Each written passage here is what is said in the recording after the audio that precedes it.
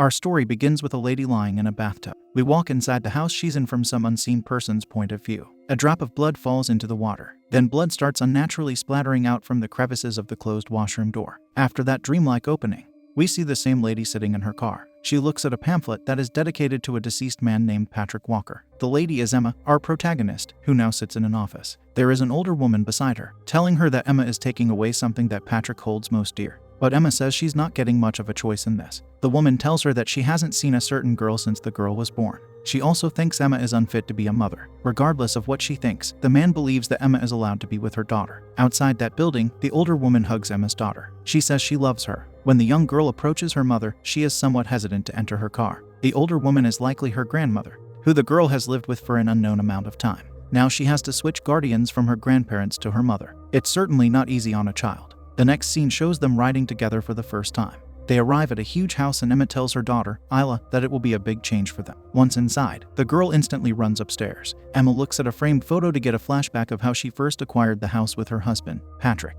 It seems like Emma has already lived there previously. At night, Emma leaves dinner for Isla outside her door. The girl finds it uncomfortable to speak to her mother. While sleeping, Emma has a dream about Patrick walking inside the house. His screaming wakes her up. Yet what actually awakened her was the house alarm going off. She quickly checks on the safety of her daughter before rushing downstairs to disarm the alarm. She starts searching the house for possible break-ins. Finding the kitchen door open prompts her to equip herself with a knife. She looks outside to see a lifeless bird near the door. Upstairs, the lady assures her daughter that it's just the two of them in the house. In the morning, Emma meets her sister, Ashley, at the front door. She immediately wants to know where her niece is. Emma informs her of the girl's unresponsive behavior toward her. Ashley tells her sister to give Isla some time to adjust. Other than Ashley, a man named Mark also happens to stop by with flowers. He offers them to express his condolences to the husband Emma recently lost. If she's looking for a friend, he is there for her. After those few words, Mark leaves. Inside the house, the sisters make pancakes for Isla. She thanks her mom for them, which surprises Emma. Later, the girl plays outside near the woods with the grown-ups supervising her. Emma yells out for Isla not to enter the woods. Soon Isla sees a shadowy figure in the window of the house. She tries to get a better look, but it's no longer there. In the evening, the mother sits with her daughter at the dinner table.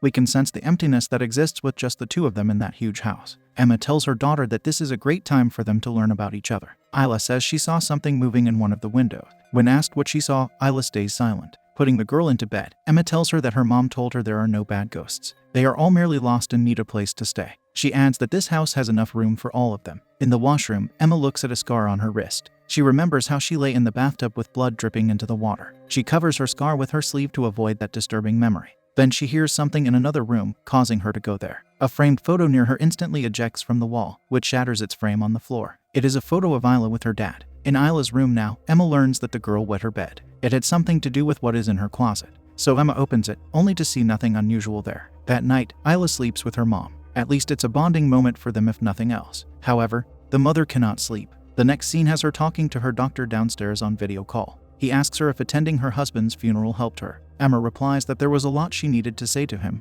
yet she can't now. She also says she won't make the same mistakes. The man tells her it's important for her to be honest. Suddenly, the computer turns off, confusing Emma. On the following morning, she looks at a box of photos. She then remembers the time she spent with Patrick. Isla appears there to say she saw her mom at her dad's funeral. She says Emma was sitting alone. For some reason, Emma tells her daughter she knows she wasn't supposed to be there, but she had to see him. She says she misses him a lot. Isla does too, making them both hug each other. This is another bonding moment for them. Afterward, they leave the house and Emma sees another lifeless bird on the ground. Although it's in a different place now, near the front door. There is an older woman there who Emma calls Mrs. Willis. Emma asks if she remembers her, but the woman simply goes back to her house. Disgusted, Emma picks up the bird to dispose of it. Then she drops Isla off at school. She gives her a cell phone the girl can use to call her. Following this, we see Emma working as a waiter at a bar. Her work made her late to pick up Isla. Stopping at some place, Emma is surprised to meet Mark there. The mystery is quickly solved with him telling her that he works nearby. The conversation turns somewhat serious when he says he's been thinking about Patrick's demise. It made him consider his past actions. The man thinks he's making good progress now. After complimenting him,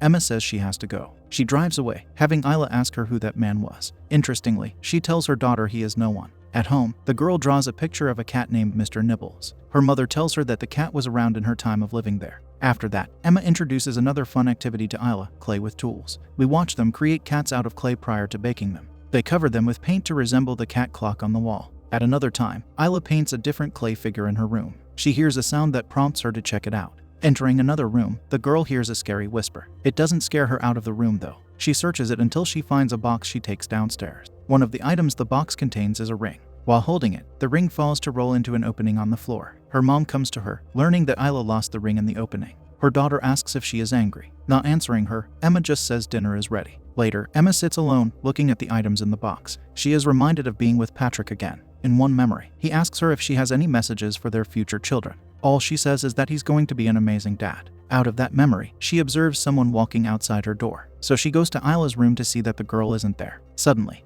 the alarm goes off again and she runs downstairs to turn it off. Emma calls out to her daughter outside, but she's not out there. She goes into the kitchen to see a huge mess. However, we see the place is really empty. She yells out loudly to Isla before going back outside to search for her in a panic. Emma manages to find the girl sitting near the woods for an unknown reason. Inside their washroom, Emma says she's sorry about what happened earlier. She clarifies that she is not mad at Isla for losing the ring. She also says that what Isla did in the kitchen could have led to her hurting.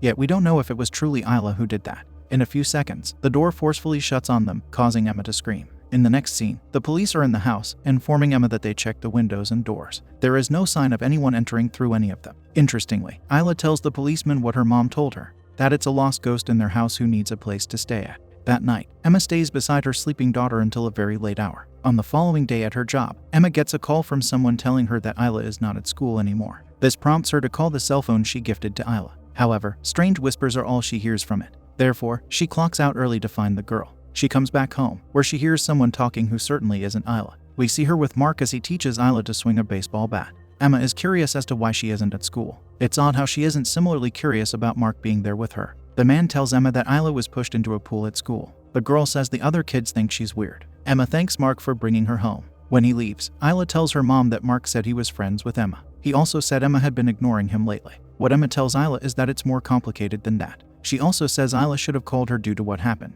Emma wants complete honesty between them. Then she looks at more clay figures that Isla is creating. She asks about one of them and her daughter says it's the lost ghost. Emma is confused to hear this, and Isla does not clarify. At night, we see someone coming close to Isla as she sleeps. At that moment, the alarm sounds off again. Emma goes downstairs to find clay figures burning in the oven. Then, she opens the kitchen door to see a disturbing assortment of deceased birds. This is enough for Emma to decide to go to her sister's place with Isla. The sisters talk for some time until Emma sleeps alongside Isla. On the next day, Ashley arrives at Emma's house. She finds her niece there rather than at school. The girl says she had an accident, which she does not specify. Shortly after, she tells Ashley she thinks her mom doesn't want her around. Her aunt tries convincing her otherwise, but Isla reasons that her mom left her in the past. Ashley replies that her mother was sick. Isla's grandmother told her something different. On a less depressing note, Isla wants to know what her mom was like before she was born. We find out she was a lot like Ashley, according to Ashley herself. After that, the duo plays hide and seek. Isla searches for Ashley. It doesn't take long for the lady to notice something frightening in her niece's closet.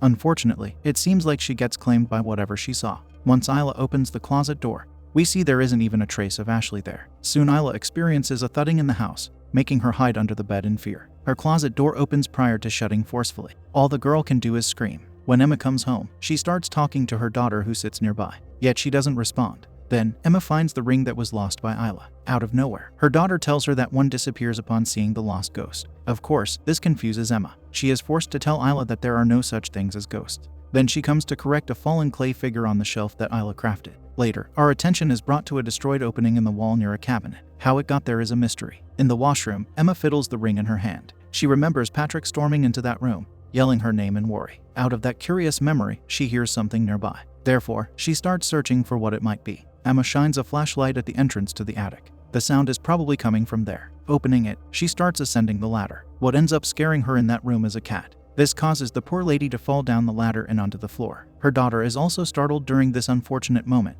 asking her mother if she can sleep in her bed. At a different time, Emma enters a room and looks outside the window. Becoming somewhat paranoid, she sees nothing suspicious there. On another day, her suspicion leads her to install cameras in the house. Her cell phone wakes her up at night to notify her a camera has detected movement somewhere. So our heroine grabs a baseball bat. She checks on her daughter sleeping before finding an open window in another room. In there, she spots blood near some boxes. Opening one of them, she discovers a deceased cat inside. Of course, it scares her. She wonders what could have taken its life and placed it in that box. Emma considers it appropriate to bury the animal. On the next day, Mrs. Willis is outside, calling out to Mr. Nibbles, her cat. She walks beside Emma's house and hears a sound in there while looking up at an open window. The woman decides to enter it when no one is home. It's appalling how Emma doesn't lock her doors. A camera records Willis walking inside the house. She opens a door to suddenly get taken in by something we do not see. This is why one shouldn't enter someone's house uninvited. At her workplace, Emma's cell phone notifies her a camera detected movement again. Then Mark approaches her, and she tells him she watched her camera recordings, but can't see anything on them.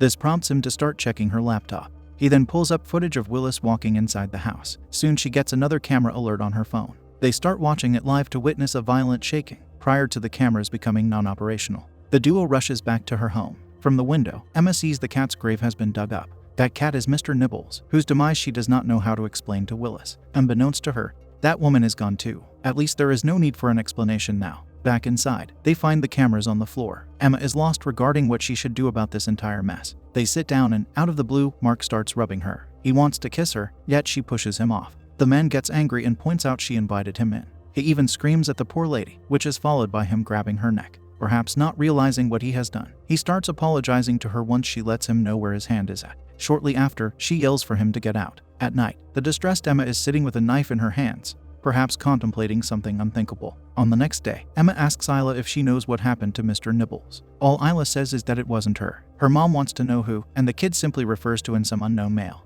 Isla adds that he is always there and has seen him watching her mom. Emma does not know how to respond to this. Following this, she goes to a church, looking for the pastor. With him, she tells the churchman she doesn't know how to explain her situation to him. She also says she knows she has no right to go there after what she did. But the pastor replies with welcoming words, saying God's door is always open. He guesses that her problem came about due to Isla returning to her life. He advises that Emma needs to make peace with her daughter. When the pastor asks if the girl has been baptized, the scene cuts. At her workplace, Emma sees a pregnant lady sitting. That lady soon becomes a pregnant Emma. She sees herself sitting there, with Patrick coming to her. Snapping out of this hallucination, Emma cannot handle being there anymore, so she leaves. She comes back home to watch Isla on camera. The young girl keeps whispering something near a door. Emma then rushes to her daughter, asking Isla who she is talking to. Then, she looks at her palm, which is blackened for some reason. This causes Emma to enter a room where she observes big chaotic scribbles on the walls. Despite having blackened palms, Isla tells her mom it wasn't her who did that. Emma gets angry, nearly yelling that there is no one else in the house. Isla gets upset and runs away,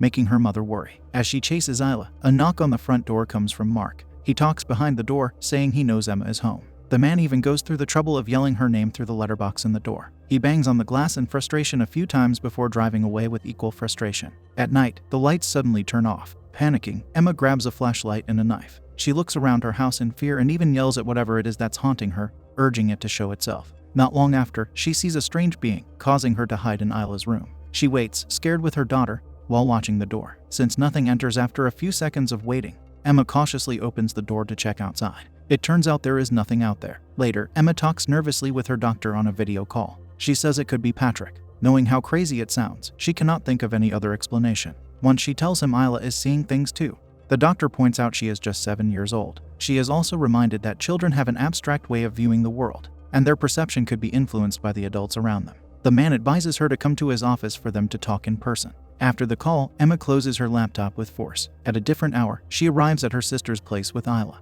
Emma knocks on her door, but of course, no one answers her. In the morning, we find out the duo did not leave the area, because a policewoman knocks on the window of Emma's car. She fell asleep there with Isla. Upon looking for her documents, Emma comes across a crucifix necklace in the glove box. It prompts her to contemplate something. Afterward, the scene switches to the pastor giving a sermon at church. He welcomes Emma and her daughter back to the community. They start approaching him, yet Isla does it unwillingly. They are there to get Isla baptized. The poor girl cries in the process of having it done to her. Emma suffers too, by perceiving all the people there with bloody arms. This perception is supposed to be reminiscent of Emma's scar. Given this gruesome vision, Emma is forced to get her daughter and carry her out of there. Back at home, Emma gets into the bathtub. In there, her arm is bleeding and she is pregnant, revealing that this is flashback. Patrick comes in and yells her name. Back to the present, Emma looks into the mirror until Isla's distant scream seems to make it crack. Rushing to the girl, Emma enters her room to get surrounded by a swarm of insects buzzing around.